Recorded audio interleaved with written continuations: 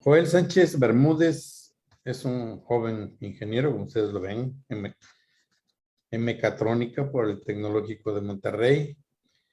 Es experto en el uso de datos interferométricos infrarrojos y en el estudio de estrellas masivas con técnicas de alta resolución angular. Se oye complicado, pero lo sabremos. Es doctor en física y ciencias espaciales por la Universidad de Granada, España. Obtuvo el premio a la mejor tesis doctoral en astronomía en 2015 por la Sociedad Española de Astronomía. De 2015 a 2017 realizó una estancia postdoctoral en el Instituto Max Planck de Astronomía en Heidelberg, para posteriormente realizar un segundo postdoctorado del 17 al 18 en el Observatorio Europeo Austral. Es miembro del Sistema Nacional de Investigadores y ganador de varios premios internacionales en la reconstrucción de imágenes interferométricas. Desde 2018 es investigador del Instituto de Astronomía de la Universidad Nacional Autónoma de México, a quien le agradecemos pues el apoyo para que nos acompañe el doctor Joel Sánchez Bermúdez. Bienvenido. Adelante, Vicente. Gracias, licenciado Hernán. Y bueno, solo para reiterarles la invitación que el ingeniero nos hizo hace un momento, por favor, todas sus dudas y preguntas a través de los chats de los planetarios, y al final de la charla de Joel se las transmitiremos.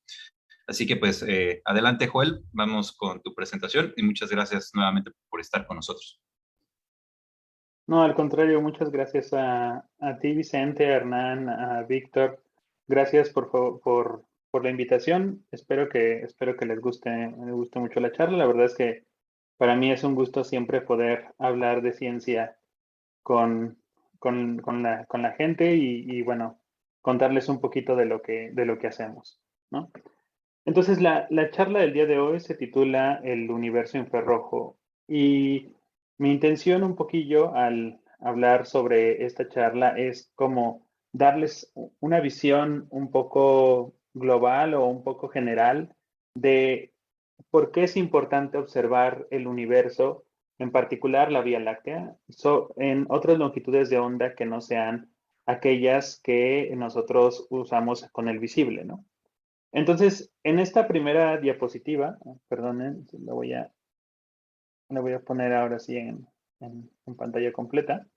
Tenemos, por ejemplo, en la parte de abajo, una vista de canto de la Vía Láctea, como si la observáramos en una noche que estuviera el cielo completamente oscuro, que no hubiera contaminación lumínica. Y entonces, si observamos la franja de la Vía Láctea, nos vamos a dar cuenta que en el centro de nuestra galaxia existen unas inmensas nubes que nos impiden ver la gran cantidad de estrellas que existe detrás de ellas, ¿no?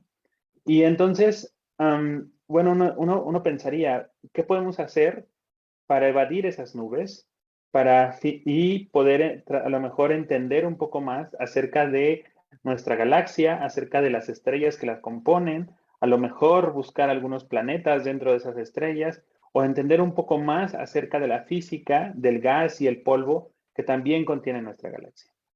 Entonces, los astrónomos tenemos una herramienta muy especial para realizar nuestras investigaciones, y esa herramienta tan especial pues es básicamente la luz. La luz es la principal herramienta con la cual nosotros contamos para entender el universo. Bueno, más o menos, hasta hace apenas unos pocos años, la verdad es que la luz era lo único con lo que contábamos para tratar de estudiar, pues, como les digo, no solo las estrellas, sino también las galaxias y muchos otros fenómenos físicos que ocurren en el universo, hasta el descubrimiento de las ondas gravitacionales. Ese es otro tema que seguramente también es muy apasionante para ustedes, pero ahora también contamos con las ondas gravitacionales para entender un poco más lo que es el universo. En fin, regresando un poco al tema de hoy, entonces la luz nos va a permitir estudiar este universo, pero para entender la luz no solamente nos podemos quedar con aquellos colores que somos capaces de ver con el ojo humano. Tenemos que entender el fenómeno de la luz desde un punto de vista mucho más global y entender que hay otros colores es decir, otras formas en las cuales nosotros vemos, podemos recibir información acerca de la luz que no precisamente podemos ver directamente con nuestros ojos. Y entonces, en esta diapositiva, en la parte superior de la misma, ustedes pueden ver una imagen tomada a longitudes de onda del infrarrojo del centro de nuestra galaxia. Y es una imagen completamente diferente. Todavía se ven algunas nubes por ahí, pero nos podemos dar cuenta que existen montones de estrellas. Realmente es una cantidad inmensa de estrellas la que podemos ver, y de hecho, el centro de nuestra galaxia parecería ser la parte más brillante de toda la fotografía, ¿no? Pero bueno, antes de continuar, me gustaría entonces dar una pequeña introducción a lo que es la luz. Para fines de esta charla, me gustaría definir la luz como una onda electromagnética. Sé que muchos de ustedes seguramente me dirán, oye Joel, pero es que la luz también se comporta como una partícula. Es verdad, la luz tiene esta dualidad de ser una onda y una partícula al mismo tiempo. Sin embargo, para esto que les voy a contar el día de hoy, entenderemos que la luz es una onda. Y es una onda que viaja en el tiempo y en el espacio. Y para caracterizar esta onda, lo que nosotros hacemos es básicamente medir la duración de la misma a través de lo que se conoce como una longitud de onda. Y la longitud de onda no es otra cosa más que una medida que puede estar en micrómetros o en metros de lo que es la luz, ¿no? Entonces, cada frente de onda tendrá una longitud de onda asociada y dependiendo qué tan grande o qué tan pequeña sea la onda que estamos midiendo, tendrá diferentes longitudes de onda. Y cada longitud de onda en realidad nos da información acerca de un color diferente de la luz que estamos recibiendo. Bueno, pues la luz, como ya dijimos, es una onda electromagnética. Y esta onda electromagnética se extiende a lo largo de un rango muy amplio de longitudes de onda. ¿De acuerdo? Entonces, la luz, el fenómeno de la luz es exactamente el mismo para las ondas de radio, para las microondas, para los rayos infrarrojos, para la parte visible del espectro, que son los colores que alcanzamos a ver con nuestros ojos, y más allá también tenemos el ultravioleta, los rayos X y los rayos gamma en las partes más energéticas del espectro electromagnético. Y lo que quiero que ustedes que ustedes se queden de esta diapositiva es el hecho de que el espectro visible, los colores o las longitudes de onda que nosotros somos capaces de ver con nuestros ojos son apenas una pequeñísima porción de todo el amplio rango de colores que comprenden del espectro electromagnético y que en realidad se representa a través de diversas representaciones de la luz que conocemos con diferentes nombres dependiendo del rango en el cual nos estemos moviendo. ¿De acuerdo? Bueno, ahora me gustaría hablarles de otro concepto, el concepto de resolución angular. La verdad es que los astrónomos siempre estamos tratando de construir telescopios cada vez más grandes. Y una vez que apenas terminamos de construir un telescopio, prácticamente estamos ya pensando en la siguiente generación que va a tener un diámetro mucho mayor, que va a ser más potente, que nos va a permitir ver más lejos.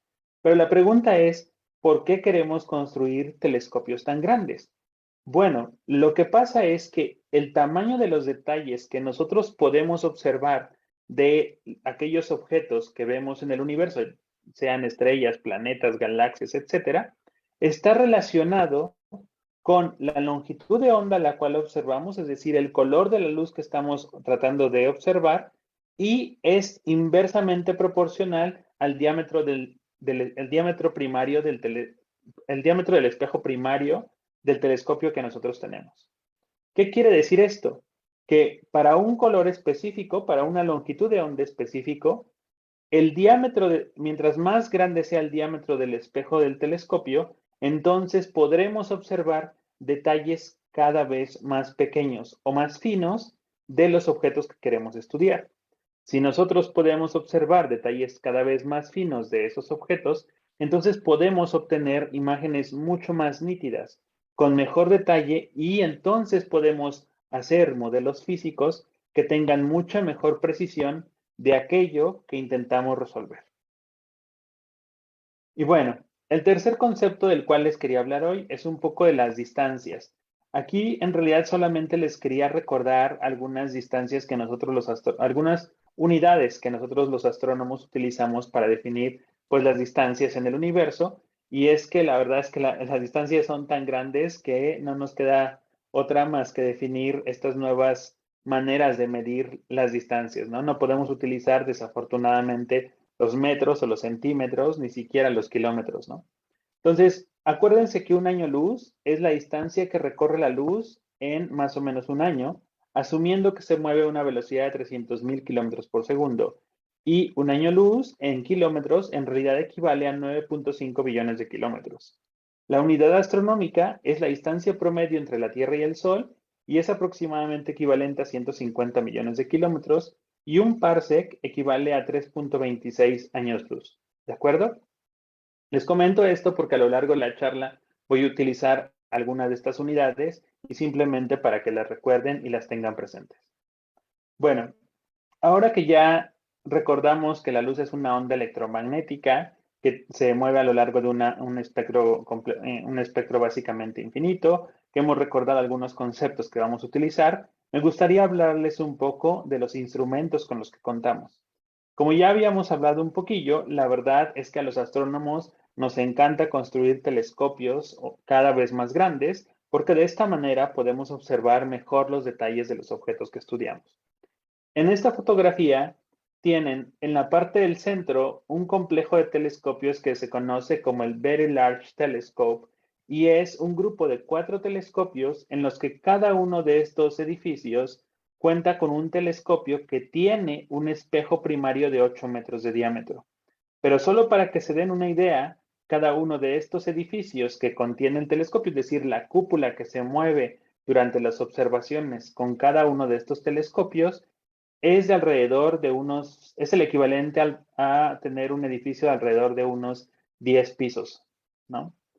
Este complejo de telescopios que tenemos aquí es lo que nosotros conocemos como la crema de los observatorios en el mundo. Son los instrumentos más poderosos con los cuales contamos en Tierra para realizar observaciones astronómicas, y son aquellos que nos han permitido estudiar realmente con la mejor precisión posible el universo durante los últimos 20 años más o menos. Sin embargo, actualmente se construye una nueva generación de telescopios que serán tan grandes como un estadio de fútbol. Y aquí tenemos en esta diapositiva un ejemplo de esos telescopios. Este telescopio que ustedes ven aquí se conoce como el Extremely Large Telescope, que es un telescopio que está planeado que entre en funcionamiento durante esta década y que tendrá un espejo primario de 35 metros de diámetro más o menos, ¿no? Entonces pasaremos de tener telescopios de 8 metros o 10 metros a tener telescopios de 35 metros de diámetro. Pero el tamaño de esa estructura es realmente gigante, ¿no? Si lo comparamos, por ejemplo, con el Coliseo Romano, e incluso aquí ustedes pueden ver la altura en metros, el domo de este telescopio tendrá una altura de alrededor de 80 metros. Y como les decía hace unos momentos cuando les hablaba de la resolución angular, el objetivo es simplemente tener mejores detalles en las fotografías que somos capaces de obtener del universo que estamos intentando estudiar. Ambos telescopios, tanto el ELT que aún se construye como el VLT que ha estado en operación durante los últimos 20 años, son telescopios que funcionan en longitudes de onda del visible, pero también del infrarrojo. ¿De acuerdo? Bueno, pero no solamente tenemos telescopios en Tierra, también tenemos telescopios en el espacio. De hecho, tenemos observatorios espaciales. Tal vez el observatorio o el telescopio espacial más importante de todos, o el más conocido, al menos haya sido el Hubble Space Telescope, ¿no? Y el Hubble Space Telescope realmente no era un telescopio tan grande, era un telescopio que tenía un diámetro primario de apenas 2.4 metros de diámetro. Sin embargo, actualmente se está a punto de enviar, y digo a punto de enviar porque realmente en un par de semanas se enviará al espacio el que será el reemplazo del telescopio espacial Hubble. Se conoce como el telescopio espacial James Webb, y es un telescopio que tendrá un espejo primario de 6.5 metros de diámetro, ¿no? Entonces, ahora podremos observar con un telescopio mucho más potente todo aquello que había sido observado previamente con el Hubble. Y me dirán, bueno, ¿y eso de qué sirve? ¿Por cómo, o sea, para qué mandar al espacio un telescopio de 6.5 metros de diámetro si hace apenas 2 minutos me dijiste que en la Tierra ya hay telescopios de 8 metros y que además están construyendo telescopios de 35 metros? ¿Para qué nos sirve uno de 6.5 metros de diámetro allá en el espacio? Y bueno, la verdad es que existen muchas limitaciones tecnológicas en cuanto a la forma en la que se realizan observaciones en tierra como en el espacio. Pero ahora se les voy a explicar.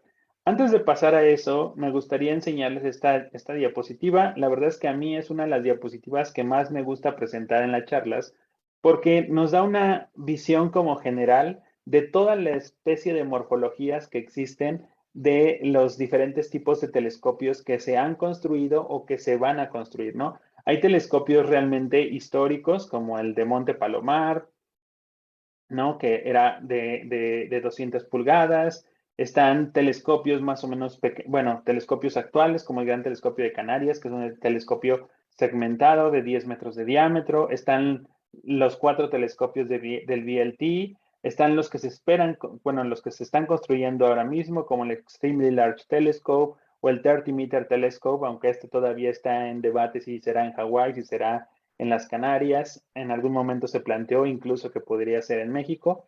Y solamente por comparación, bueno, aquí tienen una cancha de básquetbol y una cancha de tenis para que más o menos se den una idea del tamaño del espejo, simplemente el espejo que llevan estos telescopios. Y si a eso le sumamos toda la mecánica, la electrónica y el domo sobre el cual en el cual deben ser guardados para su cuidado, pues entonces se darán cuenta un poquito del tamaño tan enorme que se vuelven estos nuevos instrumentos, ¿no?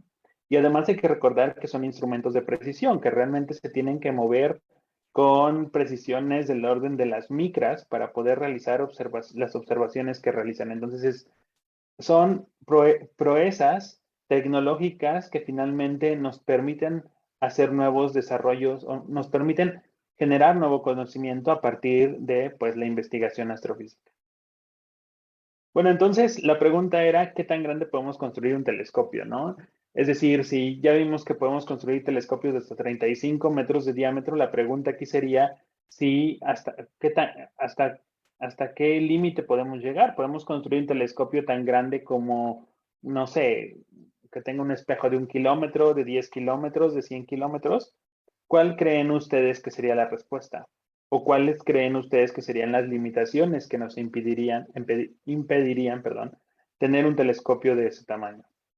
Bueno, la verdad es que hay muchísimas limitaciones. Primero les voy a nombrar algunas de las misiones espaciales de los telescopios espaciales y a lo mejor con esto les queda un poco más claro por qué los telescopios en el espacio siguen siendo relativamente pequeñitos, ¿no? Primero, las misiones son muy, muy caras. Estamos hablando del orden de miles de millones de dólares. Entonces, no es tan fácil que un país, incluso que un grupo de países, puedan pagar este tipo de misiones. La segunda es que solamente tienen una oportunidad, es decir, al momento tenemos que lanzar de alguna manera estos telescopios, como les digo, a mediados de diciembre se lanzará el telescopio espacial James Webb y pues la verdad es que solamente hay una oportunidad. Si algo sale mal con el cohete de lanzamiento y explota por alguna razón que esperemos que no pase, pero si pasara, pues ahí se acabó absolutamente toda la inversión y el desarrollo en esta misión, ¿no?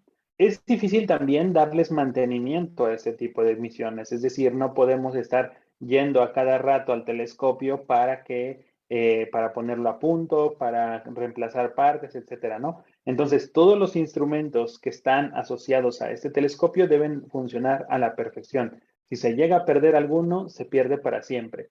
Para el telescopio espacial Hubble, de hecho, es muy famoso el hecho de que fue reparado en el espacio, ¿no? Mandaron un transbordador espacial en donde hubo un astronauta que se acercó al telescopio y entonces reemplazó o reparó este telescopio en los años 90. Sin embargo, para el telescopio espacial James Webb, por ejemplo, esto no va a ser posible porque se va a localizar a una órbita mucho más alejada que el telescopio espacial Hubble y entonces Si algo falla, falló y no hay manera de repararlo. El cuarto es que tienen tiempos de vida mucho más limitados. Obviamente, si están en el espacio, pues están a merced de la radiación solar, de que algún meteorito les pegue, etcétera. Y entonces, pues obviamente no es tan fácil controlar el tiempo de vida. Y claro, tampoco, como ya les había dicho, no tienen tanto mantenimiento o no tienen mantenimiento. Y la quinta es que se pueden poner pocos instrumentos. Meter una de estas cosas, un telescopio de este tipo, en un cohete no es tampoco tan sencillo. De hecho, el telescopio espacial James Webb, si lo buscan en internet, pues verán que va a estar como doblado y finalmente se va a desplegar una vez que esté en el espacio, etcétera. Pero realmente el espacio es muy limitado y al ser tan limitado, pues no se pueden poner tantos instrumentos como uno quisiera, ¿no? Entonces hay que seleccionar de manera bien específica y bien clara qué tipo de instrumentación va a ir asociada a este telescopio. Y bueno, ahora pasamos a las limitaciones de los telescopios en tierra. La verdad es que los telescopios en tierra pues son un poco más manejables, ¿no? Finalmente están aquí, es más fácil darles mantenimiento, es más fácil mandar personal, mandar ingenieros, etcétera. Y por eso podemos simplemente construir telescopios mucho más grandes y que tengan mucha más flexibilidad a la hora de manejar diferentes instrumentos. Pero claro que hay limitaciones para construir estos telescopios. Yo diría que la primera de ellas puede ser la gravedad, ¿no? Y es que no podemos construir un telescopio infinitamente grande, ¿no? Al contrario, la verdad es que la gravedad misma deformaría el espejo de estos telescopios de tal manera que generaría aberraciones ópticas que no nos permitirían observar de manera adecuada los diferentes objetos que hay en el universo. Y bueno, ahora mismo incluso los telescopios de 8 metros son realmente complejos en cuanto a la mecánica que deben tener, en cuanto al sistema de sensores y actuadores que deben tener para corregir esas aberraciones, ¿no? Aquí, por ejemplo, en la pantalla les presento lo que es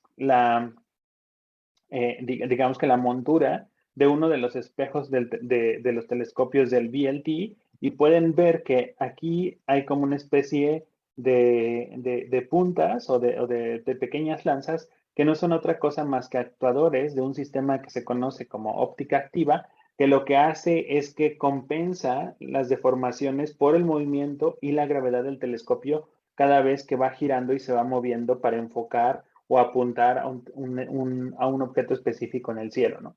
Y pues la verdad es que ingenierilmente es bastante complejo realizar este tipo de sistemas.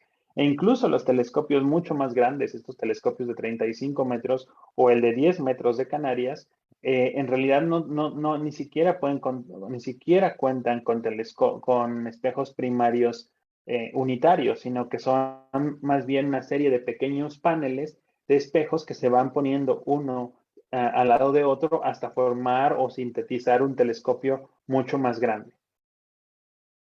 La segunda limitación en tierra, y la verdad es que esta es con una de las que más nos peleamos, o al menos yo más me peleo cuando realizo observaciones, es la atmósfera. La atmósfera es fenomenal, porque sin atmósfera nosotros no podríamos vivir, sin atmósfera no habría aire en este planeta y simplemente la vida como la conocemos no podría existir. Sin embargo, para los astrónomos, la atmósfera es un dolor de cabeza. Y es un dolor de cabeza porque en realidad la turbulencia que genera la atmósfera hace que las observaciones que los frentes de onda de la luz, ¿no? que estamos recibiendo, no nos lleguen de manera correcta. Entonces, una vez que entran a la atmósfera, la capa de aire, los movimientos en la capa de aire hacen que el frente de onda se vaya distorsionando, de tal manera que cuando llega al telescopio ya no está tan distorsionado que en realidad parecería como si no enfocáramos de manera correcta el objeto que queremos observar. Y esto es realmente un problema, y es un problema que se agrava mientras más grande sea el telescopio que usamos. Los telescopios pequeñitos que seguramente muchos de ustedes pueden llegar a tener en su casa, pues realmente no nos afecta tanto este tipo de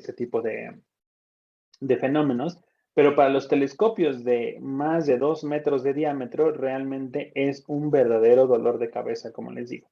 Entonces, lo que tenemos que hacer o lo que hemos inventado los astrónomos, pues es un sistema que nuevamente lleva de ingeniería, es un sistema que lo que hace es que corrige el frente de onda que nosotros recibimos, lo estamos como monitoreando en tiempo real y una computadora está más o menos obteniendo la forma del frente de onda de tal manera que cuando choca con un espejo deformable, este espejo lo que hace es que básicamente toma el conjugado de ese frente de onda y entonces corrige la deformación y podemos finalmente ver el objeto que queremos estudiar.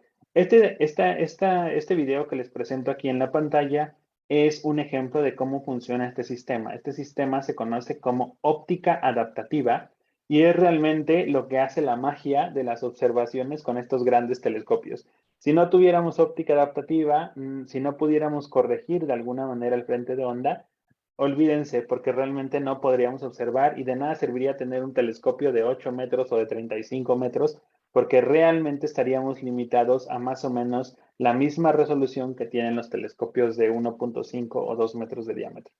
Entonces, es realmente muy impresionante cómo funcionan estos sistemas que nos permiten observar con mayor nitidez los objetos que estamos estudiando. Y bueno, realmente un ejemplo que a mí me encanta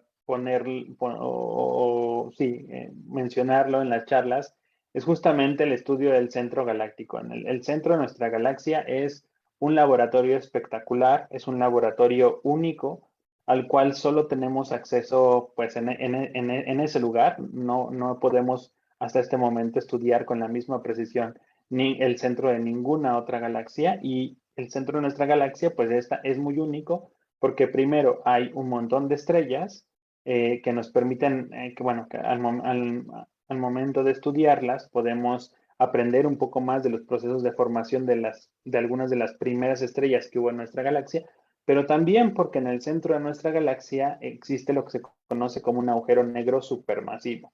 Y es un agujero negro supermasivo que tiene más o menos 4 millones de veces la masa de nuestro Sol y que además domina el movimiento de muchas de las estrellas que están en el parsec central de la Vía Láctea, ¿no? Y durante los últimos 20 años se han hecho enormes avances en el estudio del centro de la galaxia gracias a observaciones realizadas en el infrarrojo con estos grandes telescopios. De hecho, yo creo que la necesidad de entender la dinámica del agujero negro en el centro de nuestra galaxia ha sido uno de los principales motores del desarrollo de nueva instrumentación en los telescopios de 8 metros y bueno, ahora de los telescopios de 35 metros, ¿no?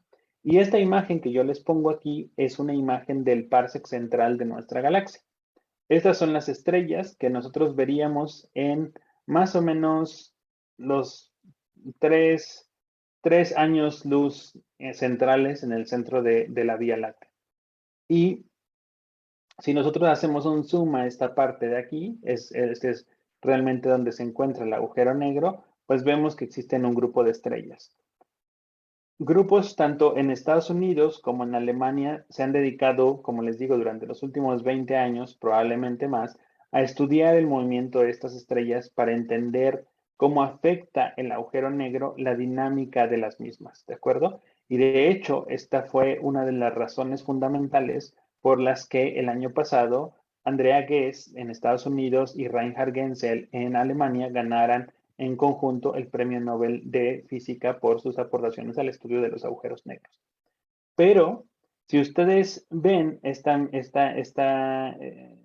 pequeño videíto, se darán cuenta que realmente existe una diferencia fundamental entre el hecho de realizar observaciones astronómicas con óptica adaptativa y sin óptica adaptativa. O sea, si nosotros observáramos estas estrellas sin óptica adaptativa, aún con un telescopio de 8 metros, realmente no podríamos ver nada. Veríamos una cosa completamente borrosa.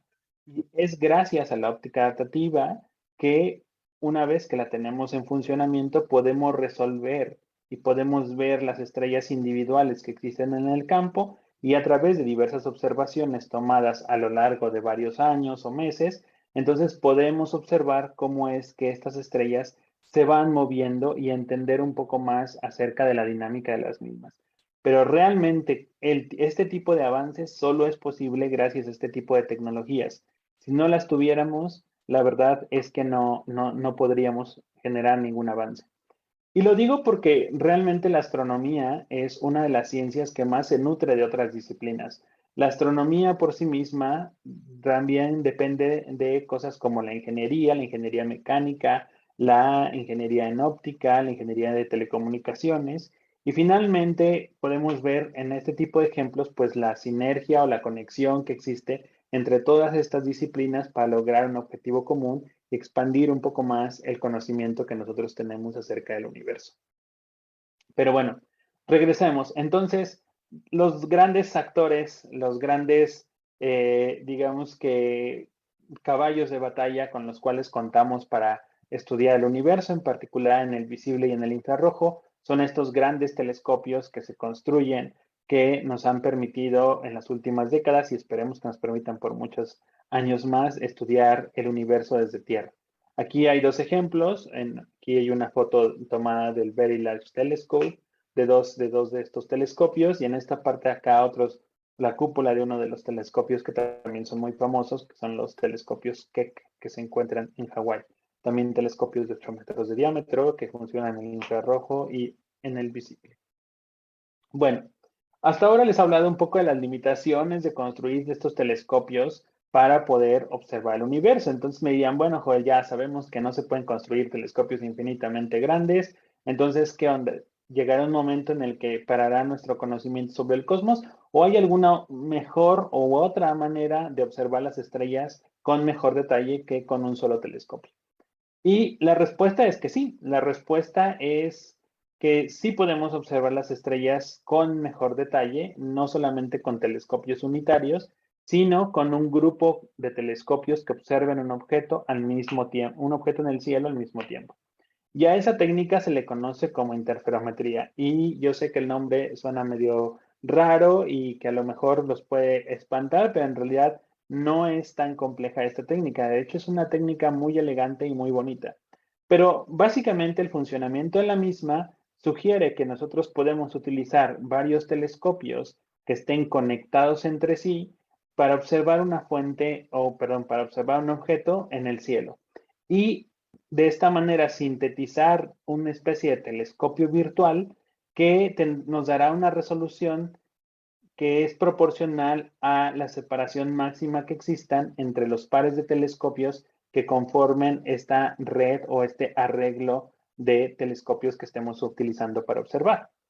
La verdad es que esta es una técnica que no es tan nueva en la astronomía. Desde los años 60 ha sido muy usada en longitudes de onda de radio, pero en el infrarrojo hace apenas 20 años que se utiliza y ha dado unos resultados enormemente interesantes, particularmente durante los últimos 5 o 6 años, diría yo, y es afortunadamente una de las técnicas que yo más utilizo cuando hago parte de mi investigación. Pero bueno, les decía que esta técnica es una técnica realmente muy elegante. Y es una técnica muy elegante porque su funcionamiento está basado en la interferencia de la luz. Es decir, cada uno de los telescopios que utilizamos realmente es como si fuera una de las aberturas aquí que recupera o que están o por la cual atraviesa una onda de luz que nosotros recibimos de las estrellas o del objeto que queremos estudiar. Y nuestro detector en la cámara, en realidad lo que está grabando no es una imagen directa de ese objeto, sino un patrón de ondas. Y al estudiar este patrón de difracción o este patrón de interferencia, perdón, en realidad podemos obtener información bien importante acerca del objeto que estamos estudiando.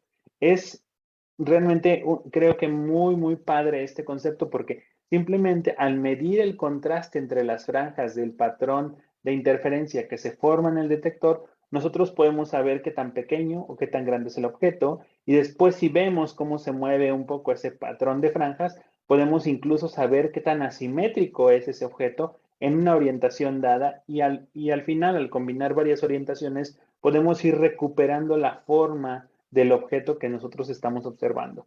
Es realmente creo que una de las técnicas más elegantes que existen para observar con mejor detalle los objetos que estudiamos en el universo. Y bueno, ustedes me dirán, sí, Joel, a lo mejor esto que hice suena muy bonito, pero yo jamás lo voy a poder ver, o eso suena muy complicado. Realmente a lo mejor hasta me estás mintiendo. Y la verdad es que, bueno, tengo un pequeño experimento que espero que puedan realizar en su casa y que puedan construir un interferómetro para que ustedes puedan ver este patrón de interferencia en las, digamos, las bombillas o los focos que hay en la calle o incluso los focos que ustedes tienen en sus casas. Entonces, para construir un pequeño interferómetro, les diría que utilizaran un pequeño pedacito de papel aluminio y con un pequeño alfiler, por favor, tengan mucho cuidado, no jueguen con el alfiler y esas cosas. Hagan un pequeño par de agujeritos en este pedacito de papel aluminio, separados más o menos por 1 milímetro, ¿no? Muy, muy pequeñitos los agujeritos y la separación que sea lo más pequeña posible. Y después, una vez que hayan hecho estos agujeritos, vean a través o vean con uno de sus ojos por los agujeros del papel aluminio que tienen. Pueden ver cualquier lámpara, incluso la luz de su celular, etcétera. Y estoy casi seguro que inmediatamente van a ver un patrón de franjas. Y incluso si mueven los agujeritos de posición, van a ver cómo este patrón de franjas gira, dependiendo de la posición de los agujeros que ustedes tengan en este pequeño interferómetro. Y lo que quiero que ustedes se queden para pensar es un poco cómo cambia ese patrón de franjas dependiendo de qué tan cercanos o qué tan lejanos son los objetos que ustedes están observando, ¿no? Miren, por ejemplo, aquí en la pantalla podríamos ver que algunas lámparas que se encuentran a 300 metros de distancia, pues parecería que el patrón se ve más borroso, mientras que algunas lámparas que se encuentran a 2.5 kilómetros, pues aquí parece que el patrón se ve mucho más claro, ¿no? Todas las lucecitas que se ven en esta diapositiva son lámparas en una calle que fueron observadas a través de un pequeño interferómetro como este. Entonces se van a dar cuenta que dependiendo de qué tan grande se vea, de qué tan grande o amplio se vea el objeto aparentemente, las franjas se van a ver cada vez más borrosas, mientras que los objetos más pequeñitos que ustedes pueden alcanzar les van a dar franjas mucho más nítidas. Y este es así de sencillo el concepto sobre el cual trabajan todos los interferómetros en la astronomía en el mundo, tanto los que son en ondas de radio como los que son en el infrarrojo. Bueno, y finalmente esto es un poquito yo lo que ya les había contado. Si observamos estos patrones en diferentes orientaciones, entonces podemos recuperar la morfología o la estructura del objeto que nosotros estemos estudiando. Realmente es una técnica creo que muy, muy fascinante. Ahora, ya les he hablado un poco de las técnicas que se utilizan para observar, ¿no? Ya sabemos que hay telescopios que son unitarios, ya sabemos que podemos combinar telescopios y utilizar esta técnica como la interferometría, y que hay telescopios en tierra, en el espacio, que ambos tienen algunas limitaciones.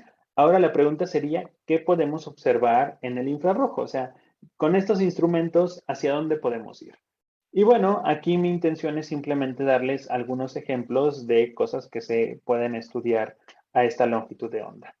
Por cierto, cuando hablamos del infrarrojo, estamos hablando de aquella luz que tiene longitudes de onda del orden de unas micras.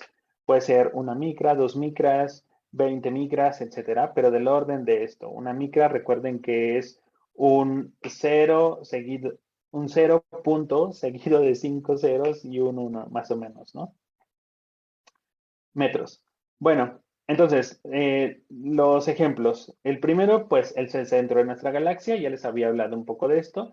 La Vía Láctea, la galaxia en la cual nosotros vivimos, es una galaxia espiral.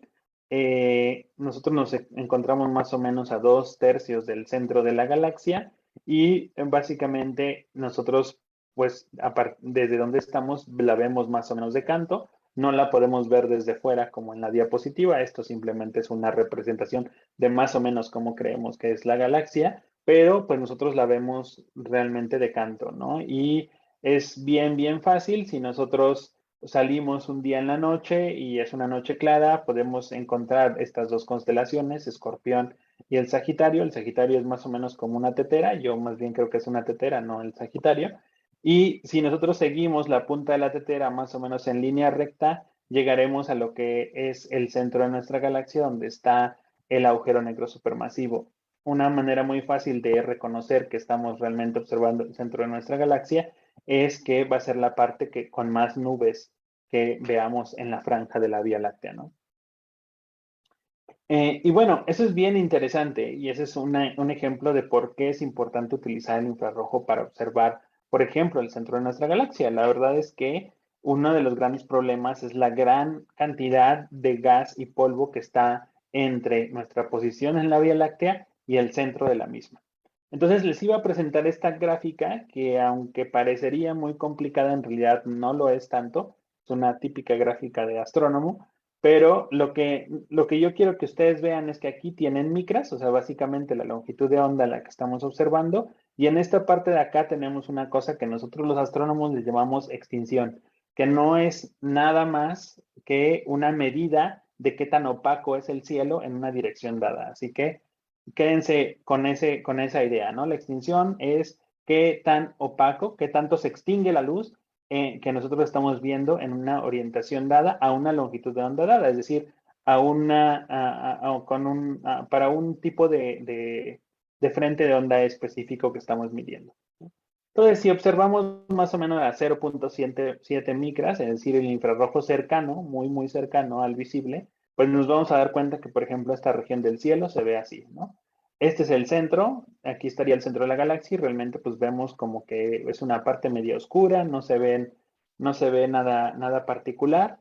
Después, si nos movemos un poco más hacia el infrarrojo, lo que es 1 punto y tantos micras, pues veremos cómo cambia la estructura. Vemos que aquí ya podemos observar algunas estrellas que están dentro de algunas nubes, ¿no? Probablemente que apenas se están formando.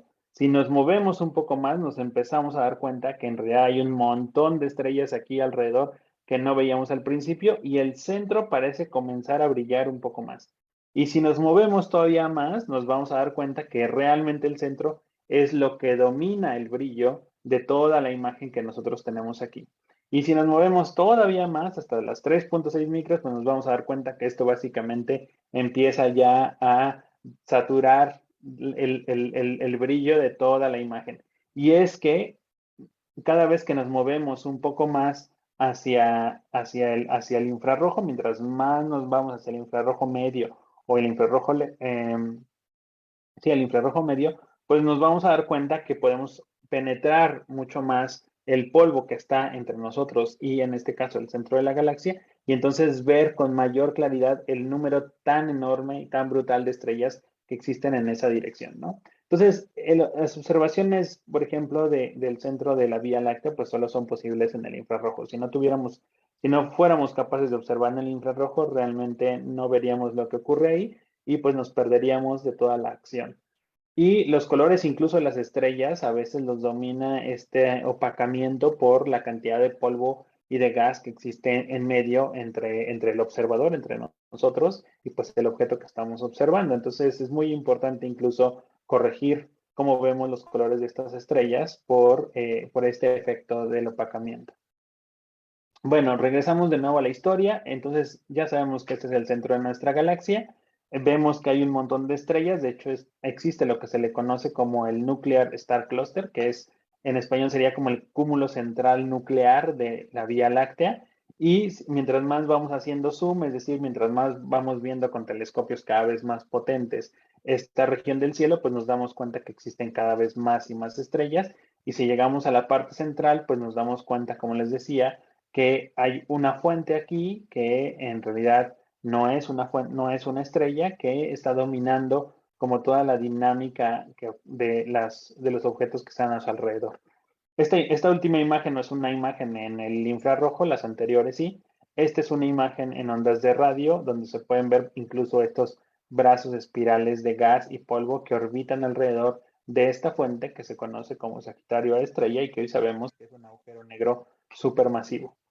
Entonces, como les decía, pues una de las investigaciones más importantes en el infrarrojo que se han hecho de este tipo de objetos, pues es básicamente ver cómo se mueven las estrellas alrededor del agujero negro supermasivo e incluso estudiar efectos asociados con la relatividad general, en particular de una de estas estrellas, que apenas hace un par de años, bueno, ya 3 años, pasó en su parte más cercana al agujero negro supermasivo y al pasar en la parte más cercana de la órbita al agujero negro supermasivo, pues tuvo efectos relacionados con la teoría general de la relatividad, que básicamente lo que hicieron fue que crearon una especie de cambio en la longitud de onda de la luz que recibíamos de la estrella, asociadas a la distorsión del espacio-tiempo que generaba la gravedad misma producida por el agujero negro supermasivo. Y este tipo de cosas solamente se pueden hacer utilizando observaciones en el infrarrojo. Otra cosa que podemos estudiar son las interacciones con el polvo. Por ejemplo, muchas de estas estrellas, de las estrellas que nosotros podemos ver en el cielo, pues están moviendo y están atravesando generalmente algunas nubes que tienen gas y que tienen polvo. Entonces, la estrella al estarse moviendo genera esta especie de frente de choque que nosotros podemos estudiar y podemos analizar y ver incluso pues cuál es la velocidad a la cual se mueve la estrella, la densidad del medio por el cual se está moviendo. Y este frente de choque no es otra cosa más que, o es muy similar a los frentes de choque que, por ejemplo, generan los barcos cuando se van moviendo a través del mar, ¿no? Esta como especie de arquitos que se ven en la parte de enfrente. Incluso algunos nadadores cuando entran a la alberca y se van moviendo, se pueden ver incluso estos frentes de choque conforme se van avanzando en el agua. Y es exactamente lo mismo, y esto también lo podemos estudiar gracias a observaciones en el infrarrojo. Por ejemplo, este es de nuevo el centro de nuestra galaxia, y muchas de estas estrellitas que están aquí están interactuando con el gas y el polvo que ya les había yo enseñado en una de las diapositivas anteriores. Y si las observamos con alta resolución, en particular, estas son imágenes obtenidas con datos interferométricos, ¿no? Con esta técnica de combinar varios telescopios, pues podemos ver que tienen esta especie de estructuras como si fueran herraduras, que no son otra cosa más que el frente de choque generado por el movimiento relativo de la estrella y el medio en el cual se están moviendo, ¿no? Y tienen de hecho varias morfologías, unas son bastante simétricas como esta de aquí o incluso esta de aquí, pero hay otras que son un poco más raras como esta de aquí o esta de acá, ¿no? Y claro que estas morfologías están asociadas directamente pues a los cambios de densidad que puede haber en el medio y que somos capaces de estudiar a partir de la modelación de este tipo de observaciones que realizamos. Otras cosas que también podemos estudiar en el infrarrojo son las estrellas múltiples. Muchas estrellas, en particular las estrellas de alta masa, las estrellas más gordas y las que se mueren en forma de explosión de supernovas, pues en realidad se encuentran en sistemas binarios o triples o de más de dos estrellas. Básicamente no les gusta vivir solitas y evolucionan en sistemas binarios, al contrario de, por ejemplo, lo que sería nuestro Sol, que pues en realidad es una estrella aislada, ¿no? O solitaria. Entonces podemos estudiar el movimiento de estas estrellas, incluso cómo interactúan estas estrellas. Esta es la constelación de Orión, seguramente ustedes la conocen, la han visto, es de las más reconocidas en el cielo. Y bueno, si ustedes ven un poquito debajo del cinturón de Orión, en esta parte de acá, encontrarán lo que se conoce como la nebulosa de Orión, que es una región de formación de estrellas que podemos observar también en el infrarrojo. Y bueno, si nosotros observamos algunas de las estrellas dentro de la nebulosa con alta resolución angular, es decir, con estos grandes telescopios de los cuales ya hemos hablado, pues podemos ver que en realidad cada una de estas estrellas no son estrellas aleatorias, no son estrellas, perdón, aisladas, sino que en realidad son sistemas múltiples de estrellas que se mueven una alrededor de la otra y que están interactuando a lo largo de toda su vida. Esta fotografía realmente a mí me parece muy impresionante porque cada estrella a la cual apuntas termina siendo que es un sistema múltiple que a la vez que tú vuelves a apuntar esa estrella termina siendo otro sistema múltiple y parece que nunca acabas, pero que en realidad nos da mucha información acerca de cómo se agrupan y cómo evolucionan las estrellas.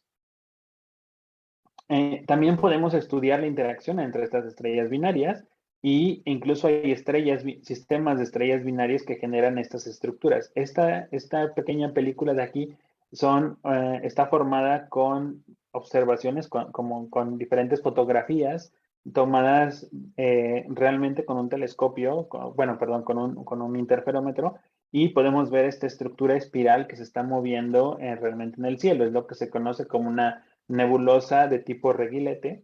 Y este espiral no es otra cosa más que producto de la interacción de los vientos de las estrellas que nosotros estamos observando. Tenemos, de hecho, un sistema de estrellas binarias estas estrellas binarias emiten un viento que no es otra cosa más que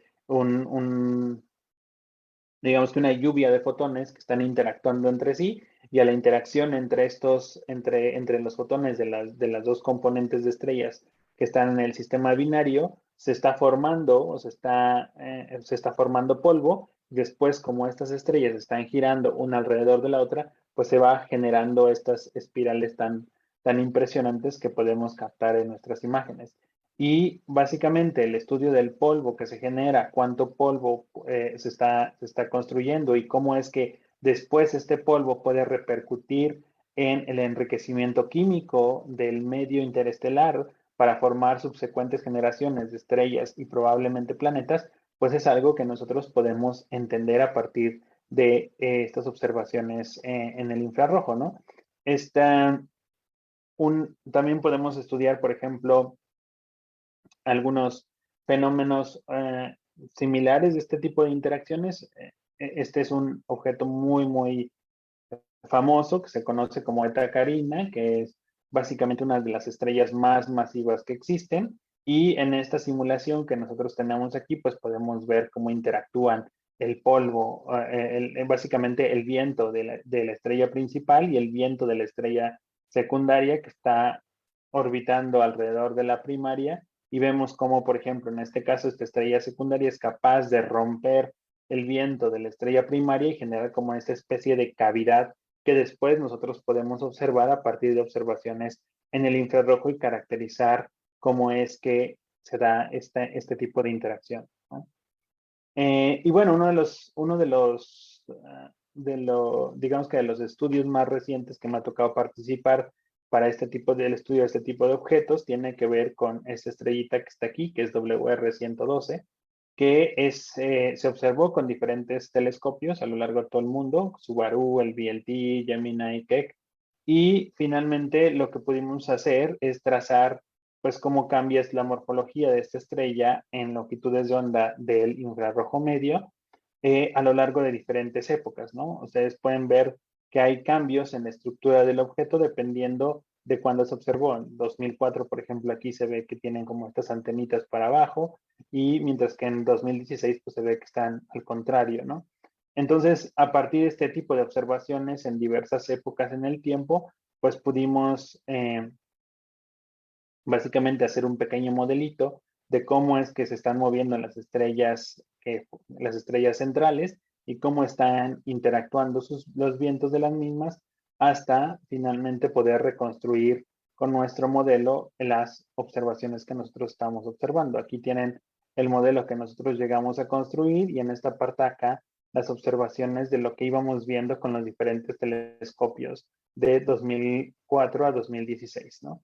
Y pues bueno, la verdad es que es bastante interesante porque pudimos más o menos recuperar la estructura que observábamos aquí en estos modelos, y se hizo con bastante precisión. Y bueno, nuestro modelo nos permitió, por ejemplo, en este caso, saber que este objeto producía más o menos el equivalente a una tierra de polvo al año. Es decir, en la interacción de los vientos estaba generando polvo, y el polvo, la cantidad de polvo que se generaba ahí, pues era más o menos el equivalente a la masa de la Tierra, ¿no? Es más o menos 3 por 10 a la menos 6 masas solares por año, y eso es más o menos la masa que tiene la Tierra producida en polvo en tan solo un año en la interacción de los vientos de este tipo de estrellas. Y bueno, esos son tan solo algunos de los ejemplos que les quería mostrar hoy. Ya no me queda pues mucho más tiempo. Me gustaría entonces hablarles un poquito de qué es lo que sigue, ¿no? O sea, si ya podemos realizar este tipo de observaciones, ahora qué es lo que, cuál sería el futuro. Y creo que la respuesta ya es un poco obvia por lo que hemos hablado. Primero, pues bueno, tenemos una nueva misión espacial, que es el Telescopio Espacial James Webb, que esperemos que sea enviado sano y salvo ahora en diciembre, que no tenga ningún problema, que se pueda desplegar. Y este telescopio, por ejemplo, llevará este tipo de máscaras que harán que se comporte también como un interferómetro, ¿no? Si ustedes se dan cuenta, esta máscara aquí tiene unos pequeños agujeritos que actuarán como si fuera, digamos que pequeños telescopios que combinan la luz entre sí para formar un interferómetro, darnos imágenes un poco más nítidas. Es la primera vez que un telescopio espacial va a tener este tipo de tecnología y bueno, actualmente intentamos colaborar con la gente del Space Telescope en Estados Unidos para realizar observaciones con este nuevo tipo de instrumentos. Y bueno, mientras en tierra, pues creo que ya les había hablado un poco del ELT, que es este gran telescopio, por ejemplo, en Chile que se está construyendo. Esta es la cima del cerro en el cual se está construyendo el ELT. Esta es una foto real de los cimientos de este telescopio. El cerro realmente tuvo que ser, si ustedes buscan Cerro Armazones ELT en Google, seguramente les saldrá por ahí el video de cómo es que se detonó la parte superior del cielo para realmente tener una plataforma plana sobre la cual construir el telescopio. Es un lugar muy fascinante al norte de Chile, en medio del desierto de Atacama, y esperemos que en tan solo unos 5 o 6 años ya podemos tener en funcionamiento este coloso para poder seguir realizando nuestras observaciones. Y bueno, esto es todo lo que les quería contar hoy, un poquito acerca de lo que podemos hacer en el infrarrojo. Como se darán cuenta, hay un montón de ejemplos de cosas que podemos estudiar. Es creo que una longitud de onda bien interesante para estudiar física estelar, sobre todo de los objetos que tenemos, pero también se pueden realizar observaciones de galaxias y de muchas otras cosas que desafortunadamente pues ya no me da más tiempo para contarles, pero que espero que les haya quedado un poquito más o menos claro, que les haya gustado un poco el tipo de cosas que podemos hacer con este tipo de instrumentos y de observaciones. Y pues nada, por mi parte es todo. Muchísimas gracias de nuevo por la invitación y quedo ahora atento a sus preguntas, comentarios, etcétera.